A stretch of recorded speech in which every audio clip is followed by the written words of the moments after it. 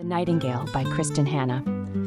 Our tale begins on a serene and beautiful summer morning in 1939 in the picturesque Loire Valley of France. We are introduced to Vianne, a woman whose life is a portrait of pastoral contentment. She lives in a charming old stone house named Le Jardin with her beloved husband, Antoine, and their spirited 8-year-old daughter, Sophie. Vianne, with her porcelain skin and sea-blue eyes, is a vision of delicate beauty, while Antoine, a furniture maker and postman, is a man of strength and warmth, with a rough face softened by a loving smile. Their days are filled with simple pleasures, tending to their garden, picnicking by the river, and enjoying the loving company of their close friend, Rachel de Champlain, and her family. However, this tranquility is soon disrupted by whispers of war. Antoine, a man who carries the weight of his past experiences in the Great War, expresses his concern about the looming threat of Hitler's aggression.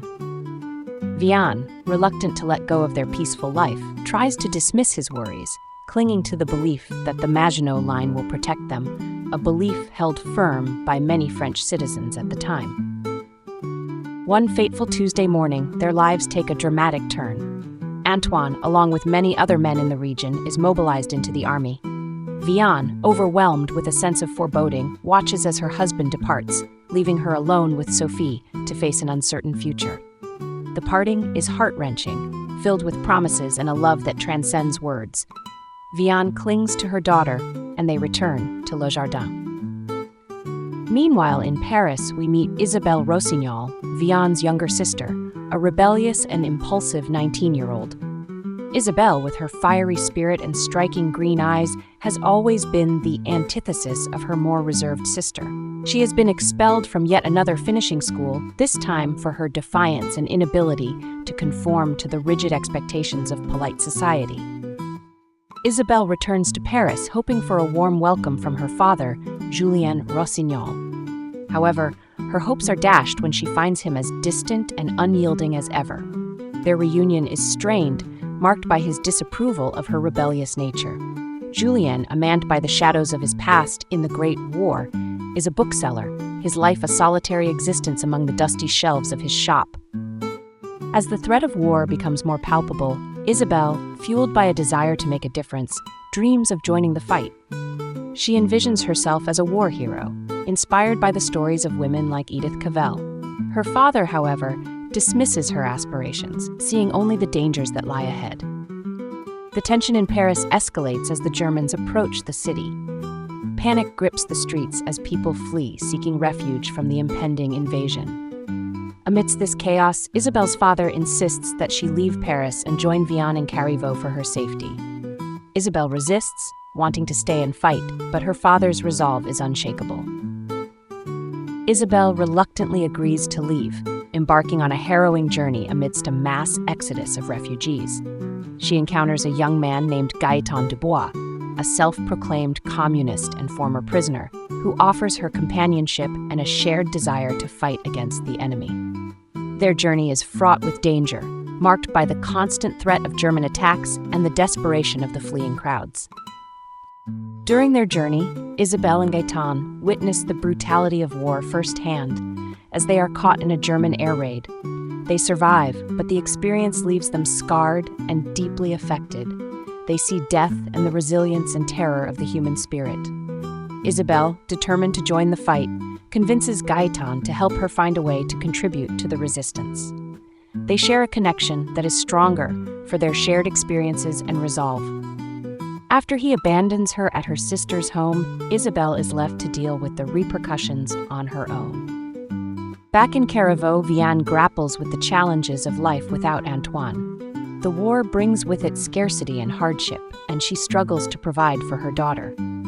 The arrival of German soldiers in town further complicates their lives, bringing with it a sense of unease and fear. Vianne receives word from her father that Isabelle is on her way, but her sister's arrival is delayed. Days turn into weeks, and Vianne's worry grows. Finally, Isabelle arrives, bruised and battered, having been caught in the bombing near Tours. She carries with her a note from the man who abandoned her, Gaëtan, that reads, "You are not ready." Vianne, relieved to have her sister home, tends to Isabelle's injuries, but tension simmers between them. Isabelle's rebellious nature clashes with Vianne's cautious approach to survival. Isabelle is determined to fight, while Vianne seeks only to protect her daughter and await her husband's return. Their differences come to a head when Maréchal Pétain announces France's surrender to Germany. Isabelle is outraged, while Vianne, clinging to the belief in Pétain's leadership, accepts the armistice as a necessary measure to end the bloodshed. The occupation of Carriveau by the Nazis begins, and life under their rule becomes increasingly difficult. Food becomes scarce, and the villagers are subjected to strict curfews and regulations.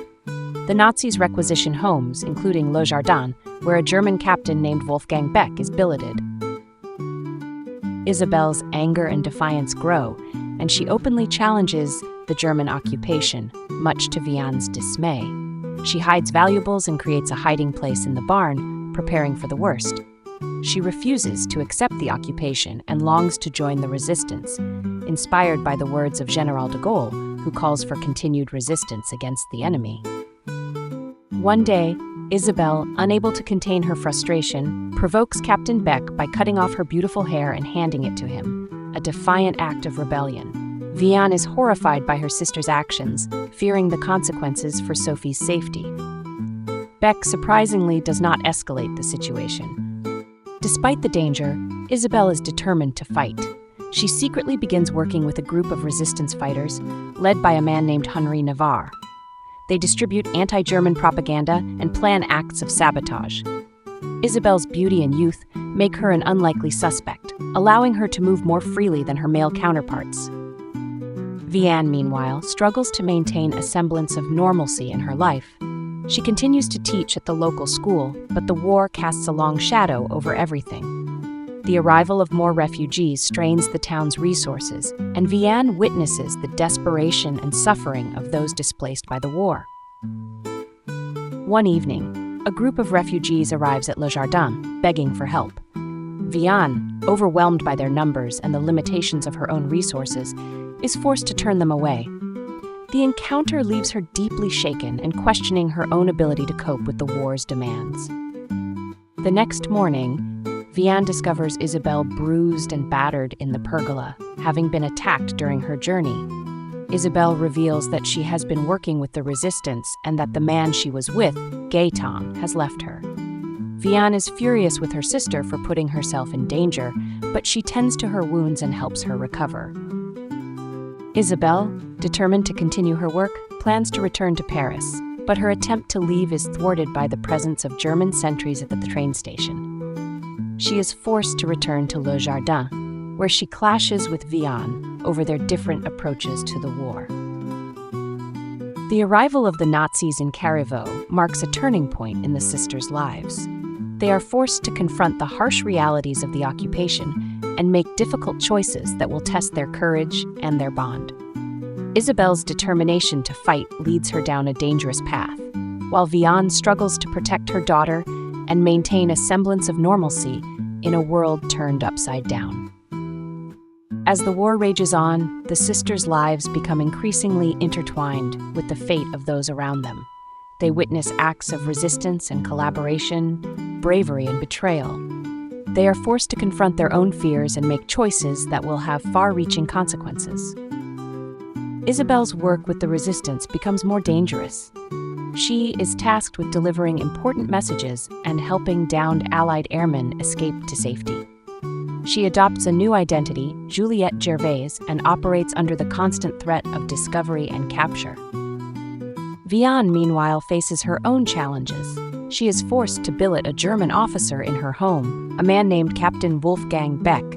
His presence creates tension and fear, but also an unexpected connection. Vianne finds herself drawn to Beck's kindness and compassion, even as she struggles with the moral implications of their relationship. The sisters' lives are further complicated by the arrival of Rachel's son, Ari, who is left in Vianne's care after Rachel is deported. Vianne must protect the Jewish child while navigating the dangers of the occupation and the watchful eye of von Richter.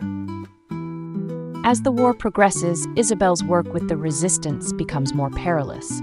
she is forced to make difficult choices, to lie, and to betray in order to protect those she loves. Her journey takes her across France, from the bustling streets of Paris to the remote villages of the countryside. She witnesses the horrors of war firsthand, the brutality of the Nazis, and the suffering of the innocent.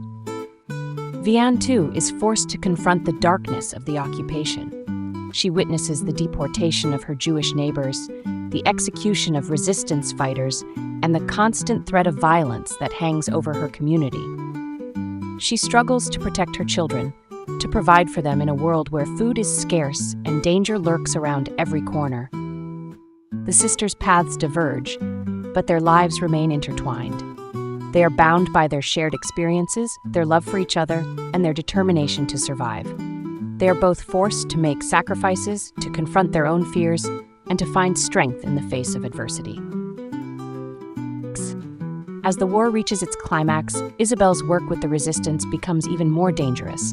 She is captured by the Gestapo and subjected to torture, but she refuses to betray her comrades. Her courage and resilience are tested to their limits, but she never loses hope. Vianne, meanwhile, faces her own trials.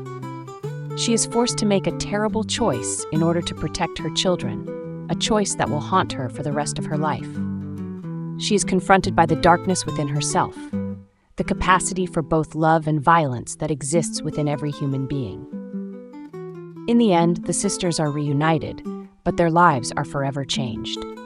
They have both been scarred by the war, but they have also found strength and resilience in the face of unimaginable hardship. They have learned the true meaning of courage, sacrifice, and love. The Nightingale is a story of two sisters, their love for each other, and their courage in the face of war. It is a story of resistance and survival, of hope and despair, of the choices we make and the consequences we face. It is a story that will stay with you long after you have turned the final page. The war ends, but the scars remain. Isabelle and Vianne must find a way to rebuild their lives, to come to terms with the past, and to find hope for the future. They have both been changed by the war, but their bond remains strong. They are sisters, and they will face the future together, whatever it may hold. The story then casts forward to 1995, where an elderly Vianne is preparing to leave her home in Oregon for a reunion in Paris. Her son, Julien, is concerned about her, but Vianne is determined to go. She carries with her the memories of the war, the secrets she has kept for so long, and the love that has sustained her through it all. As Vianne journeys to Paris, she reflects on her life, her choices, and the sacrifices she made during the war.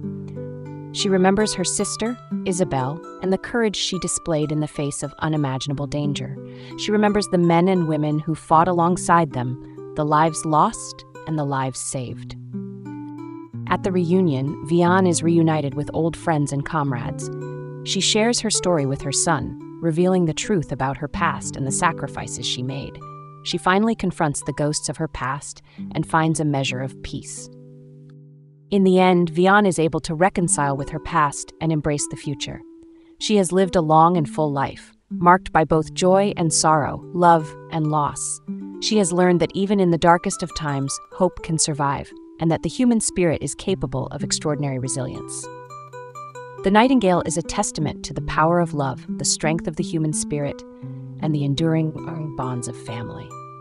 It is a story that will stay with you long after you have closed the book, a reminder that even in the darkest of times, there is always hope for a brighter future.